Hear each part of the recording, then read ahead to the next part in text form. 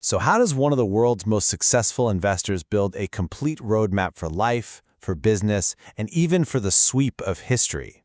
All from his single biggest screw-up? Well, it all starts with one brutally honest admission. Yeah, I couldn't have been more wrong. Just like that sink in. This isn't some random quote. It's the key that unlocks this entire story. Back in 1982, Ray Dalio was this rising star on Wall Street, absolutely certain he had it all figured out. But oh boy, he was about to get a lesson in humility that wouldn't just change his life, it would become the very foundation of a global empire. Dalio literally calls this moment a punch in the face, and you can see why. It was a failure so complete, so totally devastating, that he had no choice but to tear down everything he thought he knew about being right and basically start over from zero. Okay, so here's what went down. In early '82, Dalio does all his research. He sees American banks have loaned way too much money to emerging countries, and he goes public, predicting a massive debt crisis.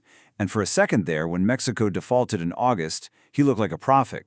But then, something nobody saw coming happened. The U.S. Fed just turned on the money printers, and that kicked off a massive bull market. The result for Dalio and his big, confident prediction?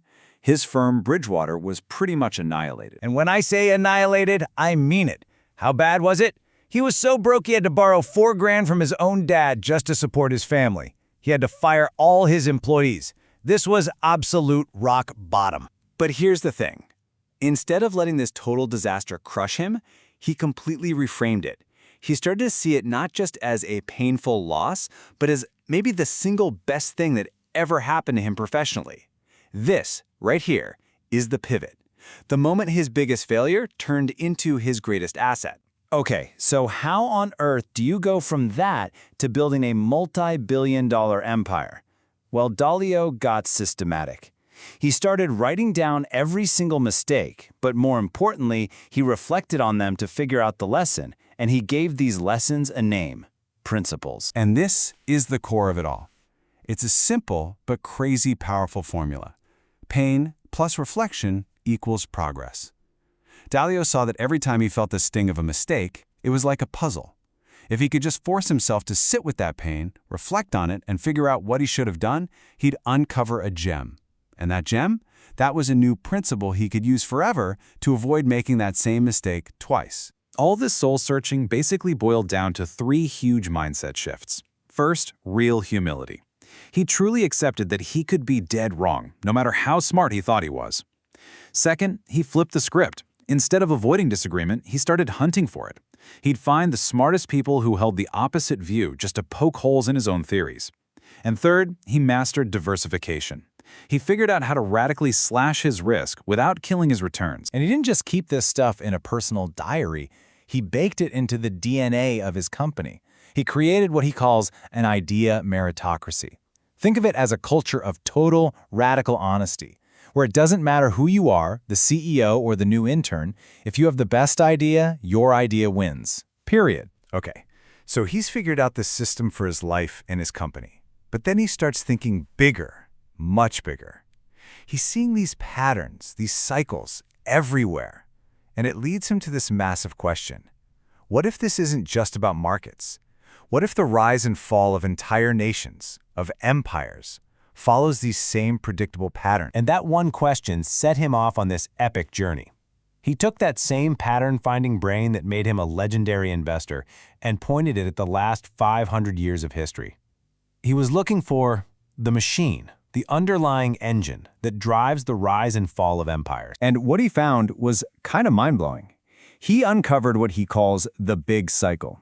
It's this recurring pattern, roughly 250 years long, that maps out the whole life cycle of an empire, from its rise to its peak to its inevitable decline. And it's all driven by predictable, almost mechanical cause and effect logic. And you see this rhythm play out over and over. Around 1650, you have the Dutch Empire at its peak. Then, a couple hundred years later, around 1850, it's the British Empire's turn in the spotlight.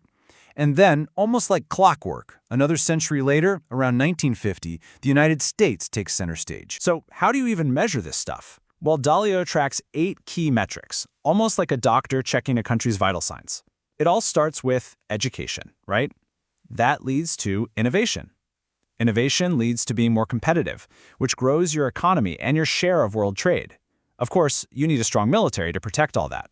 But the final boss level of power, that's controlling the world's financial system and having the reserve currency, basically getting to print the money the whole world relies on. All right, so this is where it all comes home, because Dalio takes this entire historical framework and lays it over our world right now. And what he sees? It's more than just interesting. It's actually a little bit concerning. He sees some really dangerous parallels to other major turning points in history. He points to a pretty chilling parallel. There are three huge forces all hitting at the same time right now. And the last time these three things happened together, it was the 1930s and 40s. What are they?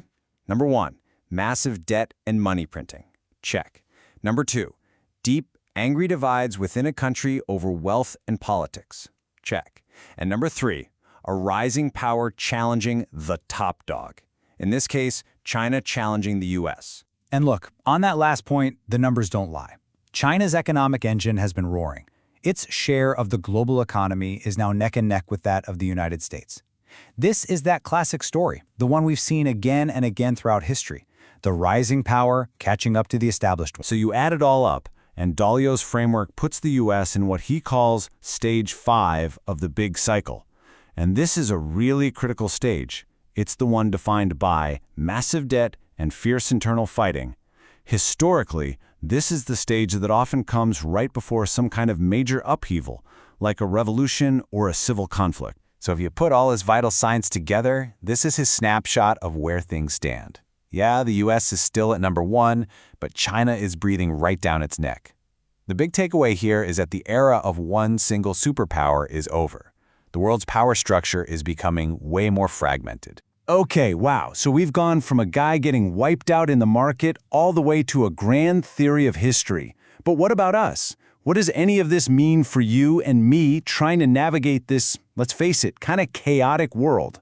Well, Dalio brings it all right back to where he started. Struggle well. That's his mantra. It's so simple but so deep. It's not about trying to avoid struggle, because you can't. Life is struggle. It's about how you respond to it. It's about getting good at finding the lesson, the opportunity inside every tough moment. So what's your playbook? How do you struggle well? It means building your own set of principles. For starters, diversify everything, not just your investments, but where you get your news and ideas. Make it a habit to seek out people who see the world differently.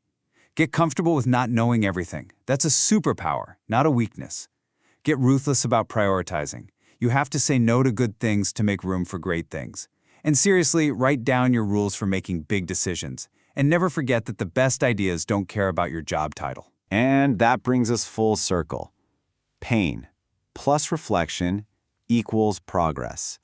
Dalio's entire worldview for life, for business, for history, it was all born from one painful, humiliating failure.